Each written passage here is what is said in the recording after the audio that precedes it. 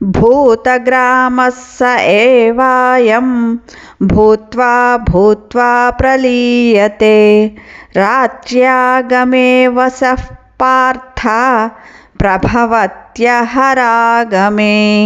ఈ సృష్టిలోని అన్ని జీవులు అంటే మనుషులు, జంతువులు, దేవతలు, అన్ని ప్రాణులు ఇవన్నీ కలిసి భూతగ్రామం.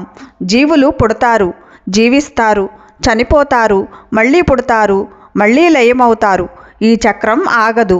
సృష్టి ప్రారంభం బ్రహ్మకి పగలు, సృష్టి లయం బ్రహ్మకు రాత్రి. రాత్రి వస్తే జీవులు సూక్ష్మస్థితిలో కలిసిపోతారు, పగలు వస్తే మళ్ళీ బయటకు వస్తారు.